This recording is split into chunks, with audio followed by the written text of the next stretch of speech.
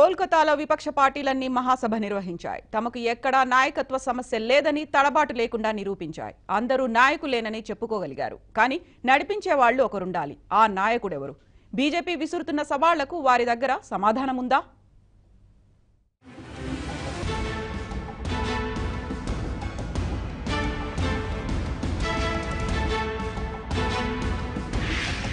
మాకు మోదీ ఉన్నారు, మీకెవరు?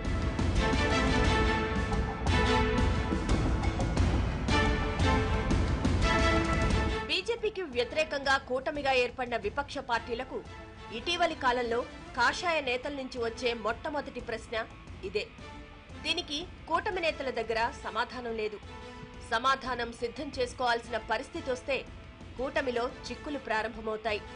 ఈ విషయం తెలుసు కాబట్టే ప్రధానమంత్రి నరేంద్ర మోదీ కూటమిలో కుంపటి పెట్టేందుకు ప్రతి సభలోనూ విపక్ష కూటమి నేత ఎవరు అని ప్రశ్నించడమే కాదు, ప్రాంతాల వారీగా పేర్లు పెట్టి బెంగాల్ దీదీనా, ఆంధ్రా బాబునా అంటూ కుంపటి పెట్టే ప్రయత్నం చేస్తూ ఉంటారు. మరి నిజంగానే విపక్ష కూటమికి నాయకుడు ఎవరు? గ్రాండ్ ఓల్డ్ పార్టీ కాంగ్రెస్ ఇప్పుడు బీజేపీతో హోరాహోరీగా తలపడుతున్న రాష్ట్రాల్లోనే బలంగా ఉంది.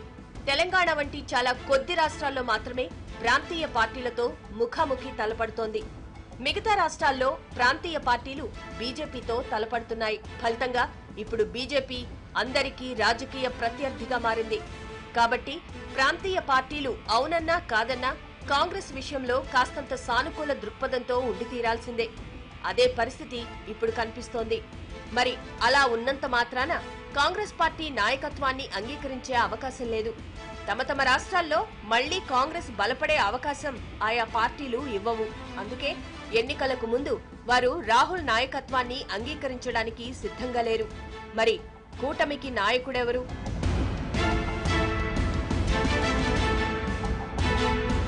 తూర్పున బెంగాల్లో మమతా బెనర్జీ బలంగా ఉన్నారు.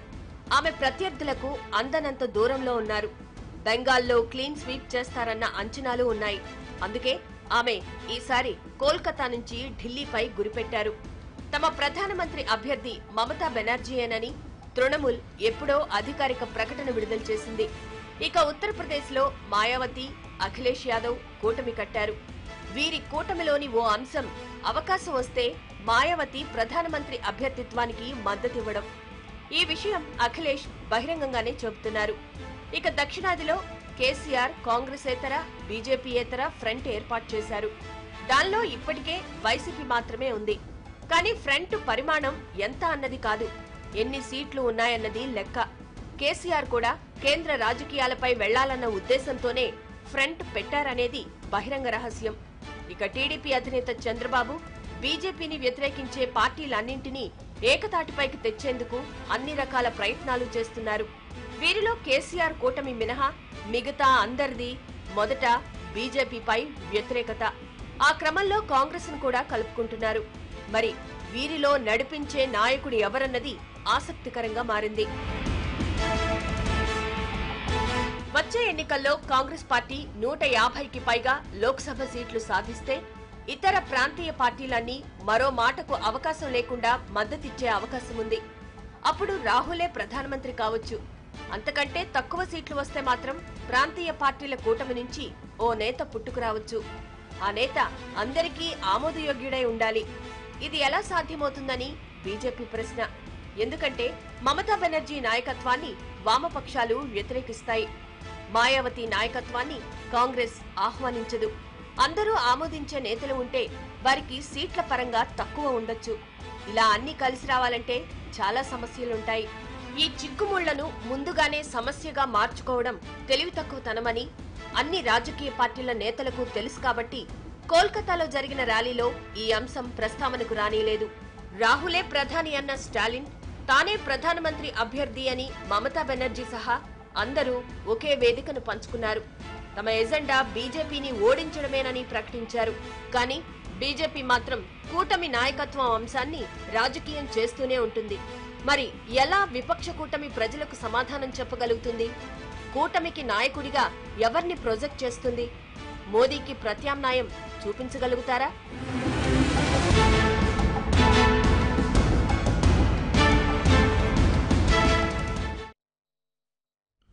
సేవ్ ఇండియా సేవ్ డెమోక్రసీ పేరుతో నిర్వహించినటువంటి యునైటెడ్ ఇండియా ర్యాలీకి 20 పార్టీలకు పైగా అగ్రనేతలందరూ హాజరయ్యారు. మరి వీటన్నిటినీ కలిపి ఏకతాటిపైకి తీసుకొచ్చేటువంటి లీడర్ ఎవరు, బీజేపీ పైన పోరాడడానికి ఎవరు నాయకత్వం వహించబోతున్నారు? వీటికి సంబంధించినటువంటి డిస్కషన్ చూద్దాం ఒక చిన్న బ్రేక్ తర్వాత. Keep watching.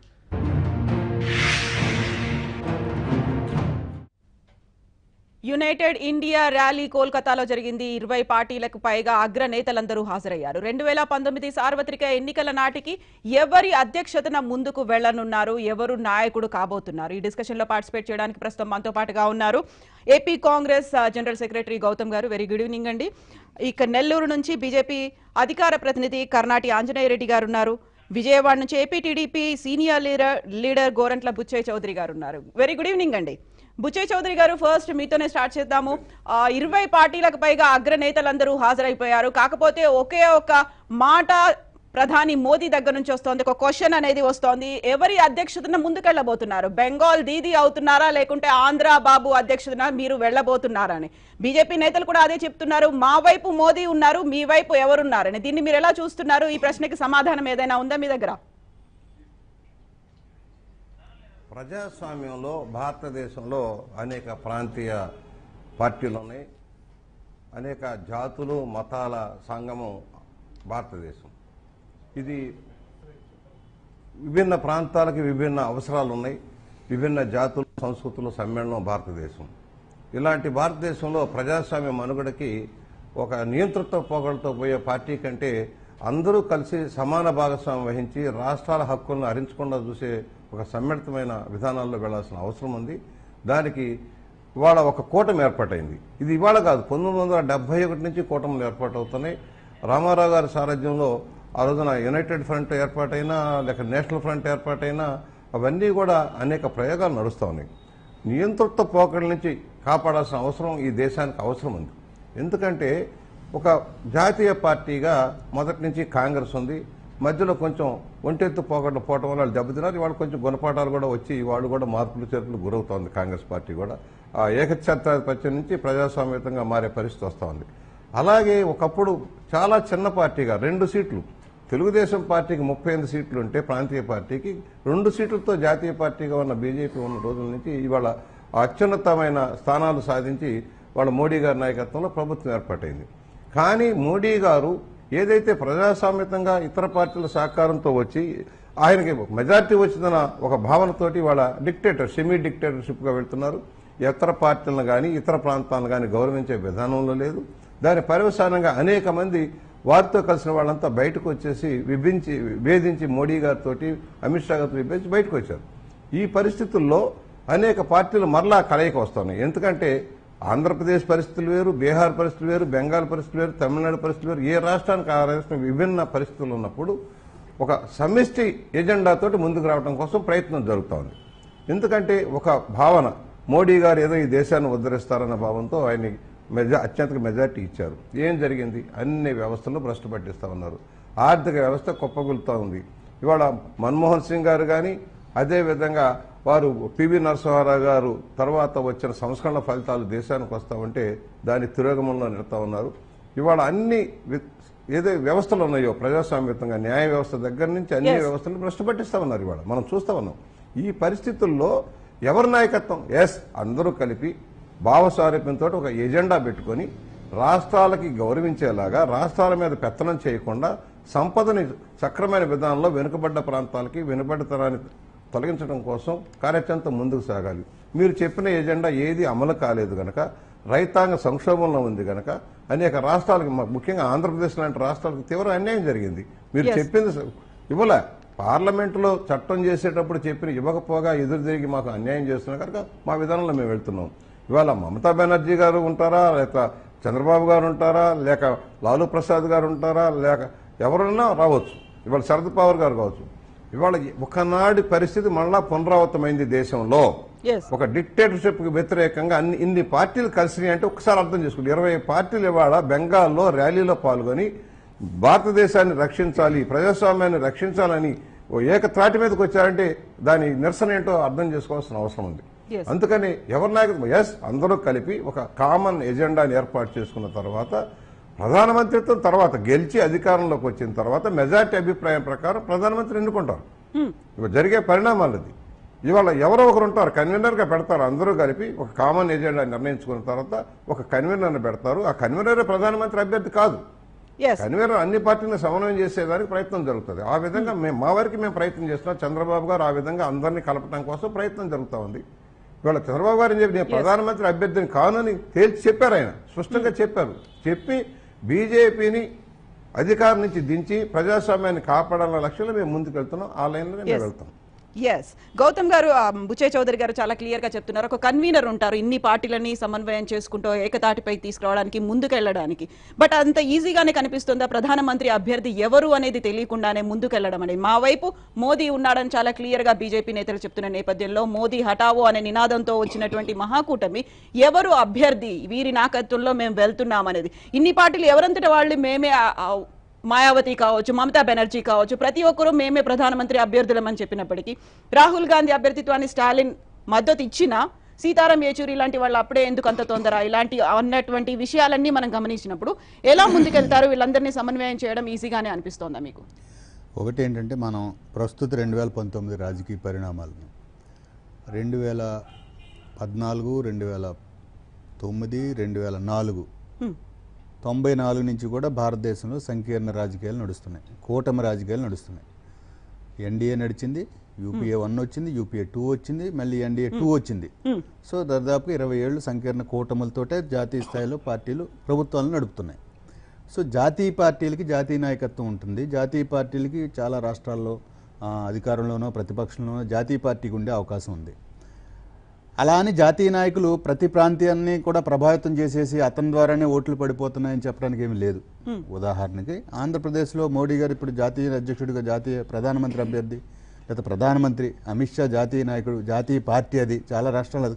మరి ఆంధ్రప్రదేశ్లో ఎందుకు రేపు అధికారంలోకి రాలేని పరిస్థితి ఉంది?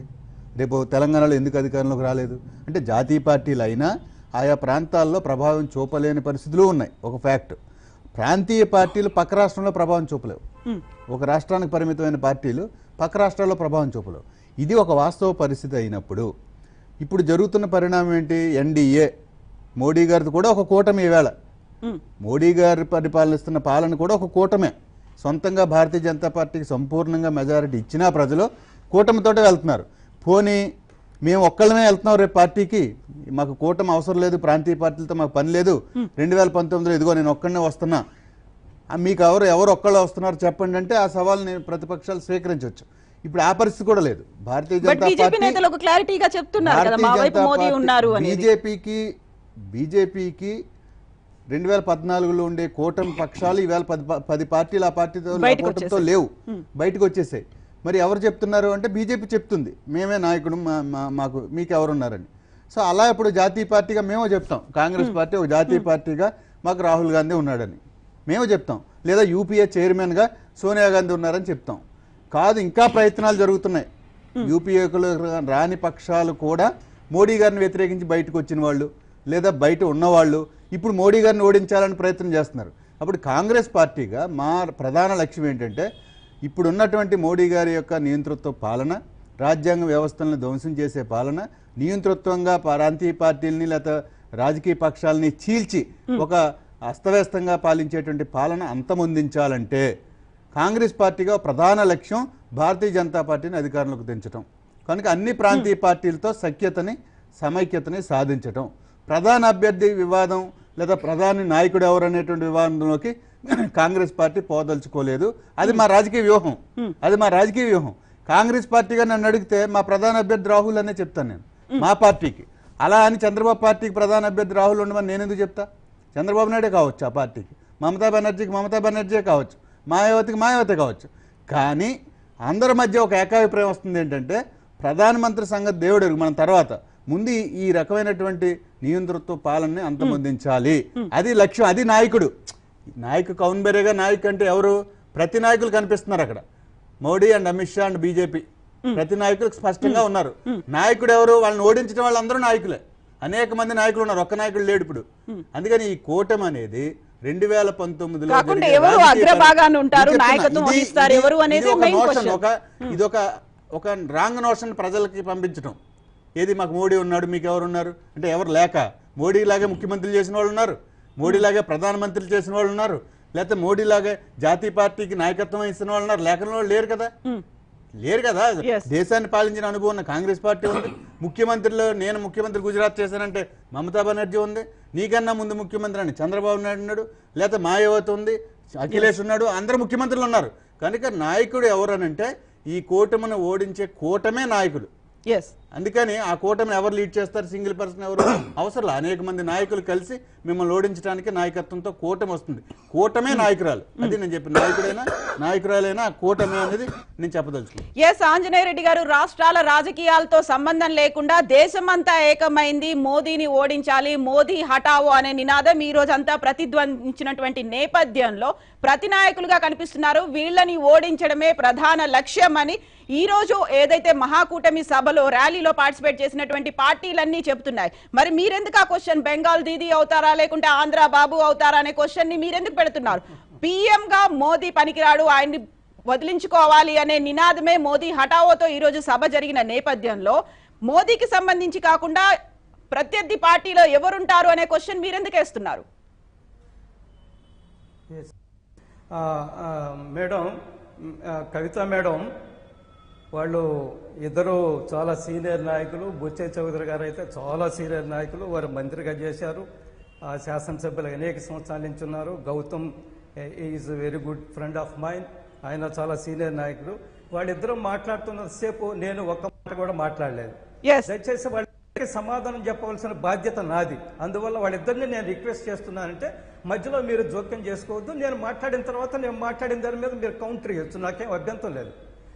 ఒకటి, బుచ్చే చౌదరి గారు ప్రజాస్వామ్యాన్ని గురించి మాట్లాడారు, చాలా హాస్యాస్పదం. బుచ్చే చౌదరి గారు, మీరు ప్రజాస్వామ్యాన్ని గురించి, తెలుగుదేశం పార్టీ ప్రజాస్వామ్యాన్ని గురించి, ఎన్టీ రామారావుని ఎన్నుపోటు పొడిచి చెప్పులేసి ఆయన దాడి చేసి ఆయన మీద దొంగతనంగా దొడ్డిదారిని అధికారానికి వచ్చి ముఖ్యమంత్రి పదవి లాక్కున్న మీరు ప్రజాస్వామ్యాన్ని గురించి మాట్లాడడం చాలా హాస్యాస్పదం. ఆంధ్రప్రదేశ్ ప్రజలు, భారతదేశ ప్రజలు కూడా నవ్వుకుంటున్నారు. రెండవది, మన గౌతమ్ కూడా ప్రజాస్వామ్యము నియంతృత్వం అన్నారు. ఈ దేశంలో ఎమర్జెన్సీ విధించి లక్షలాది మందిని జైల్లో పెట్టి, వేలాది మంది నాయకులను జైల్లో పెట్టి, ఎమర్జెన్సీ విధించి, రాజ్యాంగాన్ని మార్చి, ఆ కోర్టు తీర్పును ధిక్కరించి మీరు ప్రజాస్వామ్యాన్ని గురించి, నియంతృత్వాన్ని గురించి మాట్లాడుతున్నారు. చాలా చాలా హాస్యాస్పద విషయం.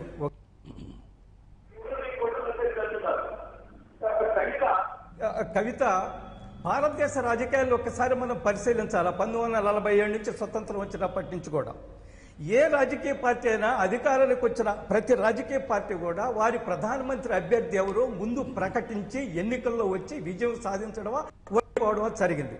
అది మీరు నెహ్రూ దగ్గర నుంచి అయినా తీసుకోండి, నెహ్రూ దగ్గర నుంచి తీసుకోండి, శ్రీమతి ఇందిరాగాంధీని తీసుకోండి, తర్వాత వచ్చిన రాహుల్ గాంధీ గారిని తీసుకోండి, తర్వాత భారతీయ జనతా పార్టీని తీసుకోండి. నేనేం చెప్తున్నా అంటే, ప్రధానమంత్రి అభ్యర్థిని ప్రకటించకుండా మీ నాయకుడు ఎవరో తెలియదు, మేము అందరం కూటమిలో ఉంటాం, అన్ని పార్టీలు ఉంటామని చెప్తున్నారు, అందరూ ఉన్నారంటే సమస్య అదే. మీకు అందరూ నాయకులు అయిపోయారు. ఎవరి నాయకుడో అందరికీ ఎవరి నాయకుడో తెలియదు. ఇంగ్లీష్లో ఒక సామెత ఉంది, too many cooks spoil the dishes. Too many cooks spoil the dishes. అదే జరగబోతుంది ఇక్కడ కూడా. మీరు ఒకసారి రాజకీయ చరిత్రను పరిశీలించండి. భారతీయ జనతా పార్టీ కూటమిలో ఉన్నప్పటికీ కూడా ప్రధానమంత్రి వాజ్పేయి గారిని ప్రధానమంత్రి అభ్యర్థిగా ముందు పెట్టి ఎన్నికల్లో వెళ్లి విజయం సాధించాము. ఓడిపోయినప్పుడు కూడా మేము ఎన్డీఏ అయిన తర్వాత కూడా రెండోసారి ఎన్నికల్లో పోయేటప్పుడు కూడా మా ప్రధానమంత్రి అభ్యర్థి వాజ్పేయి. తర్వాత యూపీ అంతకుముందు 96 చరిత్ర ఒకసారి చూసుకోండి. మీరు 96లో కూటమిలతోటి యూఎఫ్ అని, యునైటెడ్ ఫ్రంట్ అని, నేషనల్ ఫ్రంట్ అని అధికారాలకు వచ్చారు. కానీ అధికారం నిలబడ్డాయా? 17 నెలలు 16 నెలలు మీరు అధికారాన్ని పోగొట్టుకున్నారు. ఎందుకంటే మీ అభ్యర్థి ఎవరో లేదు, మీకు సెల్ఫ్ కాంట్రాడిక్షన్స్ ఉన్నాయి, మీ మధ్యలో సఖ్యత ఉండదు. మీ ఒక అభ్యర్థిని ముందు పెట్టుకొని మీరు ఎన్నికలకు రాలేదు కాబట్టి అక్కడ ఆ రోజు సమస్యలు వచ్చాయి. మేము గెలిచినా ఓడినా ప్రధానమంత్రి అభ్యర్థులు ప్రకటించాం. కూటమిలో ఉన్నాం, కూటమి ప్రధానమంత్రి అభ్యర్థులు ప్రకటించింది. వాజ్పేయి గారిని ప్రకటించిన, ఎల్కే అద్వానీ గారిని ప్రకటించిన, 2004లో 2009లో ఎల్కే అద్వానీ గారిని ముందు పెట్టుకొని మేము ఎన్నికల్లోకి వచ్చాం. ఆయన మా ప్రధానమంత్రి అభ్యర్థి. కూటమిలో ఉండే అన్ని రాజకీయ పార్టీలు కూడా ఏకగ్రీవంగా వారి అభ్యర్థిత్వాన్ని ఆమోదించి వారిని ప్రధానమంత్రి ముందు పెట్టి ఎన్నికల్లో ఓడిపోయారు. ఇట్స్ ఓకే, గెలుపోవటం ఎన్నికల్లో సహజం. ఆ తర్వాత 2014లో మేము కూటమి ఏర్పాటు చేసుకున్నాం, NDA 2 అధికారం. అప్పుడెవరు ప్రధానమంత్రి అభ్యర్థి? బహిరంగంగా చెప్పాం, మా ప్రధానమంత్రి అభ్యర్థి నరేంద్ర మోడీ గారని. కాబట్టి భారతదేశ రాజకీయాల్లో మీరు ప్రధానమంత్రి అభ్యర్థిని ముందు పెట్టి ఎన్నికల్లో పోటీ చేయకుండా మేము కూటమి ఎన్నికలు అయిన తర్వాత ప్రధానమంత్రి అభ్యర్థిని నిర్ణయిస్తామంటే ఏమి జరిగిందో మీరు ఒక్కసారి చూడండి. విపి సింగ్ గారిది ఏమైంది, 96లో దేవగౌడ గారిది ఏమైంది, తర్వాత ఐకే గుజ్రాల్ గారిది ఏమైంది, ఉన్నాయి, ఎంత స్థిరమైన ప్రభుత్వాన్ని ఇచ్చారు. కాబట్టి ప్రధానమంత్రి అభ్యర్థి ఎవరో తెలియకుండా ఈ దేశ ప్రజలు మీకు అధికారానికి ఇవ్వడానికి సిద్ధంగా లేరు. రెండోది, ఈ రోజు మీరు దేశాన్ని రక్షించడానికి కోసం అన్నారు. ప్రధానమంత్రి బేటీ బచావో బేటీ పడావో అంటున్నారు. ఈ కూటమిలో ఉండే వాళ్ళు ఏముంది? బేటీ బచావో, మా కొడుకును రక్షించండి. చంద్రబాబు నాయుడు గారు ఆయన కొడుకును రక్షించాలా, అదేవిధంగా లలు ప్రసాద్ యాదవ్ దగ్గర వెళ్తే తేజస్వి యాదవ్ రక్షించాలా, శరద్ పవార్ గారి దగ్గర పోతే ఆయన కూతుర్ని రక్షించాలా, ఇంకా ఉత్తరప్రదేశ్కి వెళ్తే ఆయన కొడుకు అఖిలేష్ యాదవ్ రక్షించాలా. ఇది బేటీ బచావో. వాళ్ళ అవినీతికర అక్రమ రాజకీయాలు, కుటుంబ రాజకీయాలు, వంశపారంపర్య రాజకీయాలు, దేశ వ్యతిరేక రాజకీయాలు. ఈరోజు యునైటెడ్ ఇండియాని మీరు బహిరంగ సభ జరిపారంటున్నారు. అది యునైటెడ్ ఇండియా కాదు, డివైడ్ ఇండియా బహిరంగ సభ. అది ఈరోజు జేఎన్యూలో ఈ దేశాన్ని చీల్చండి, ముక్కలు చేయండి, అబ్జల్ గురువులు 100 మంది, లక్ష ప్రతి ఇంటి నుంచి వస్తారు, ఈ దేశాన్ని చీలురస్తారు అన్న వాళ్ళకి మద్దతు పలికిన అన్ని రాజకీయ పార్టీలు ఈ రోజు అక్కడ బహిరంగ సభలో ఉన్నాయి. ఎవరు ప్రధానమంత్రి అభ్యర్థి? మమతా బెనర్జీ అంటే సిపిఎం ఒప్పుకుంటారా? సిపిఎం అంటే కాంగ్రెస్ ఒప్పుకుంటా? రాహుల్ గాంధీ గారి విషయంలో ఏకాభిప్రాయం లేదు. కాబట్టి ఈ కూటమి భ్రమల కూటమి, ఈ కూటమి మోసకారి కూటమి, ఈ కూటమి తాత్కాలిక కూటమి. ఈ కూటమి నిలబడదు. దేశ రాజకీయాలు ఈ కూటమికి మద్దతు ఇవ్వడానికి సిద్ధంగా లేరు దేశ ప్రజలు. 2019లో కూడా తిరిగి నరేంద్ర మోడీ గారి ప్రధానమంత్రి తన జీవితాన్ని దేశం కోసం సర్వస్వం చేసిన ఆయన కొడుకులు లేరు, కూతుళ్ళు లేరు. ఆయన ఎవరిలో తీసుకొచ్చి అధికారం కట్టబెట్టడానికి లేదు. సోనియా గాంధీ కొడుకును కాపాడడం కోసం చాలా ప్రయత్నాలు చేస్తున్నారు రాహుల్ గాంధీ. ప్రధానమంత్రి నరేంద్ర మోడీ గారికి అవసరం లేదు, దేశమే ఆయన కుటుంబం. మోదీకి పిల్లలు లేరు, మోదీ పెళ్లి చేసుకోలేదు అనుకున్నప్పుడు మాయావతి మమతా బెనర్జీ అయితే ఓకేనా మీకు? మరి చెప్తున్నానమ్మా, నేను చెప్తున్నాను. మాయావతి గారి సంగతి మీకు తెలియదమ్మా. డిమానిటైజేషన్ జరిగినప్పుడు వాళ్ళ తమ్ముడు అకౌంట్ లోనే 1000 కోట్లు ఉంది. ఎక్కడి నుంచి వచ్చిందమ్మా? ఇది దేశ ప్రజలకు తెలియదా? ఇది మమతా బెనర్జీ గారు ఈ రోజు చేస్తున్న రాజకీయాలు, అక్కడ అవినీతి, అక్రమ, దౌర్జన్య, హింసాయుత రాజకీయాలు దేశ ప్రజలు చూడటం లేదా? ఈ రోజు నరేంద్ర మోడీ గారి కుటుంబ సభ్యుల పేరుతో అకౌంట్ లేదు. చంద్రబాబు నాయుడు గారు మనవడికి కూడా 18 కోట్ల చిల్లర ఆదాయం ఉందంట. ఎక్కడి నుంచి వచ్చిందో నాకు తెలియదు. 3 సంవత్సరాల మనవడికి 18 కోట్ల చిల్లర ఆదాయం. దేశ ప్రధాని నరేంద్ర మోడీ గారికి దేశం కోసం త్యాగం చేసిన వ్యక్తి దేశ ప్రజలు గమనిస్తున్నారు. తిరిగి మళ్ళా 2019లో నరేంద్ర మోడీ గారిని మళ్ళా తీసుకొస్తారు. ఈ తెలుగుదేశం చంద్రబాబు నాయుడు అక్రమ అవినీతి రాజకీయాలకు, కుటుంబ పాలనకు, ఆయన యొక్క అబ్బాయిని మళ్ళా తిరిగి ముఖ్యమంత్రి చేయాలా? ఈయన ప్రధానమంత్రి వైపు ఆశగా చూస్తున్నాడు. ఈ దేశంలో చాలా మంది ప్రధానమంత్రులు కావాలన్నారు.